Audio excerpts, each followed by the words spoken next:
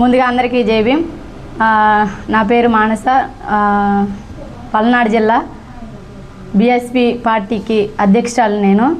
ఇక్కడ రొంపిచెండ్ర మండలంలో ఒక ఆడపిల్లకి అన్యాయం జరగడం వల్ల మేము రావడం జరిగింది. ఇక్కడ విచారించడం జరిగింది.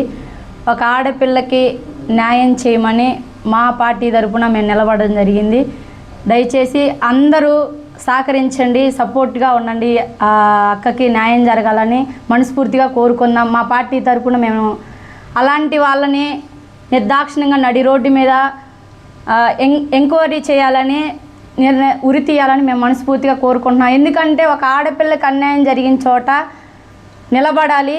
కుల సంఘాల నుంచి కూడా కొంచెం అధికారులు సైతం కూడా ఇలాంటిని సపోర్ట్ చేయకుండా అలాంటి నా కొడుకుని నడి రోడ్డు మీద నిర్దాక్షిణ్యంగా ఉరి తీయాలని మేము కోరుకుంటున్నాం.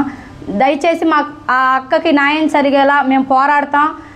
మా పార్టీ తరపున మేము ఎప్పుడు అక్కకి సపోర్ట్గా ఉంటామని మనస్ఫూర్తిగా కోరుకుంటున్నాం. ఆ అక్కకి న్యాయం జరిగేంత వరకు మేము వదిలిపెట్టము. దీన్ని చాలా చాలా భారీ ఎత్తున మేము చేయాలనుకుంటున్నాము.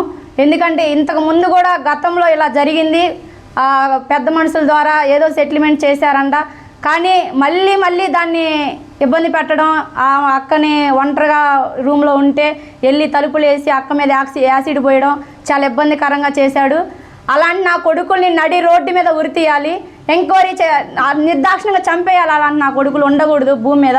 అలాంటి మీరు న్యాయం వైపు నిలబడాలి. మా పార్టీ ఎప్పుడు న్యాయం వైపే ఉంటుంది.